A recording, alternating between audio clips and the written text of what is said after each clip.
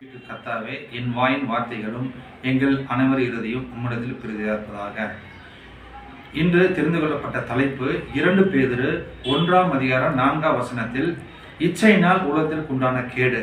இச்சையினால் உலகத்தின் உண்டான கேடு என்ற தலைப்பில் பகிர்ந்து கொள்கிறோம். யோசுவா 7:1 இஸ்ரவேல் புத்திரர் சாபத்தியினாலே துரோகம் பண்ணினார்கள். யூதா கோத்திரத்தின் ஆகா என்பவன் சாபத்தினாலே சிலவற்றை எடுத்துக்கொண்டான். ஆகையால் இஸ்ரவேல் புத்திரன் மேல் கர்த்தருடைய கோபம் உண்டாயிற்று. யோசுவா எரிகோவிலிருந்து ஆயி பட்டணத்திற்கு 2 நபர்களை அழைத்து வேவுவாக்க வர சொன்னார். அவர்கள் 2 பேர் சென்று, இங்கு குறைந்த ஜனங்களே இருக்கின்றார்கள், நமது மக்கள் 2000-3000 பேர் போனாலுமே மட்டுமே ஆயி பட்டணத்தை முறித்துக் கொள்ளலாம் என்று யோசுவாவிடம் கூறினார்கள். அதன்படி செல்கிறார்கள். ஆனால் ஆயி தேசத்தில் மக்கள் இஸ்ரவேலரை 36 பேரை வெட்டி போட்டார்கள். இதன் காரணமாக யோசுவா தன் வஸ்திரத்தை கிழித்து கொண்டு அவருடன் மூப்பரும் தங்கள் தலையில் மேல் புழுதியை போட்டு கொண்டு தரையில் முகம் போர் விழுந்து கிடந்தார்கள்.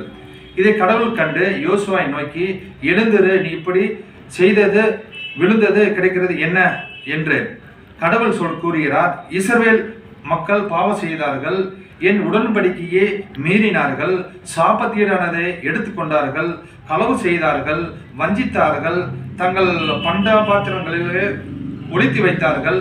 ஆகவே இவ்வாறு நடைபெற்றது என்று கூறினார்.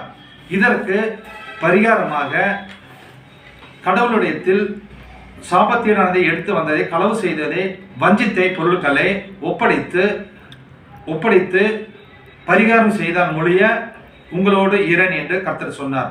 அதன்படியே யோசுவா இஸ்ரவேல் புத்திரரில் கோத்திரமாக குடும்பமாக வர சொல்லி கேட்கின்றார். அவ்வேளையிலே ஆகான் யோசுவாவை நோக்கி, மெய்யாகவே நான் இஸ்ரவேல் தேவன் கர்த்தருக்கு விரோதம் பாவம் செய்தேன்.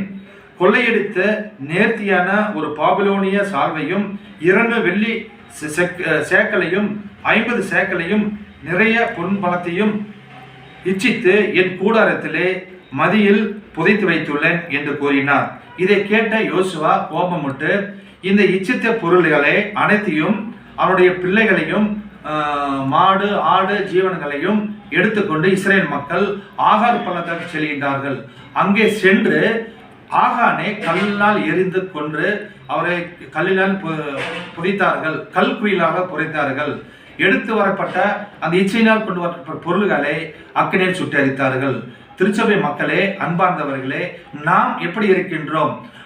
கொலை செய்கின்றோமா, களவு செய்கின்றோமா, விபச்சாரம் செய்கின்றோமா, இச்சைத்தின் மூலமாக பொருளை சம்பாதிக்கின்றோமா? அதில் கடவுளத்தில் மன்னித்து ஒப்படைத்து நான் கடவுள் பிள்ளையாக நான் வாழ்வே, ஆனால் நம்மையும் நம் பிள்ளைகளையும் வளரும், இல்லை என்றால் சாபத்தீடாக ஏற்றுக்கொள்ளும். இரண்டாவதாக, நாகமான் முழு கொஸ்டியாக சீரிய அரசு அவையிலே படைத்தலைவனாக இருந்தான். அவனுக்கு குஷ்டரோகம் உள்ளது.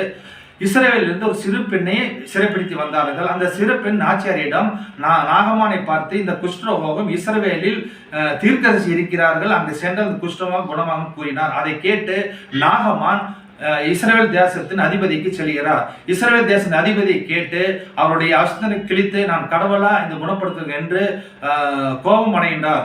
எலிசா தீர்க்கதரிசி கேட்டு என்னிடம் அனுப்புங்கள், இஸ்ரவேலில் தீர்க்கதரிசி உண்டு என்று அறியட்டும் கூறி நாகமானை 7 முறம் யோர்தானில் ஞானம் பண்ண கூறுகிறார். ஆனால் நாகமான் கோபம் அடைகின்றார். நான் இங்கே வந்து இவர் கடவுளை தொழுது கையை தொட்டி குணமாக்க நினைத்தால் இவருக்கு யோர்தானில் ஞானம் பண்ண கூறுகிறார் என்று கோபம் அடைந்தார். ஆனால் வேலைக்காரர் கூப்பிட்டு, ஐயா நம்ம சென்று ஸ்நானம் பண்ணலாம்னு சொல்லி ஞானம் பண்ணுகிறார். 7 முறை முங்கி எழுகிறார். 7வது முறை எழுதும் பொழுது சிறு பெண்ணை போல் அந்த தோலெல்லாம் மாறிட்டு பார்க்கின்றோம். அவ்வேளையிலே எலிசாவினுடைய வேலைக்காரன் நாகமானை பின்தொடர்ந்து மனையிலிருந்து வாலிபர் 2 பேர் வந்திருக்கிறார்கள், தீர்க்கதரிசிய வாலிபர்கள், அவர்களுக்கு ஏதாவது இருந்தால் கொடு என்று சொல்லி நாகமான் கொண்டு வரப்பட்ட காணிக்கையை வாங்கி வீட்டில் ஒளித்து வைத்து வந்து விடுகிறார். எலிசா இதை கேட்டு, நீங்க எங்கு சென்று வந்தா என்று எங்கே என்று மறுதளிக்கின்றார், பொய் சொல்கிறார். அவ்வேளையிலே எலிசா, இதன் காரணமாக நாகமாக்கு ஏற்பட்ட குஷ்டரோகம் உனக்கும் உன் சன்னதிக்கு சாரும் என்று கூறினார். அதன்படி நடைபெற்றது. இது எதற்கு என்றால், நாம் பாவம் செய்கின்றோம். சிலுவிலே இயேசு நமக்காக சரீரத்தை ஒப்பு கொடுத்தார். தொடர்ந்து நாம் சரீரத்தை ஒப்பு கொடுக்கின்றோமா?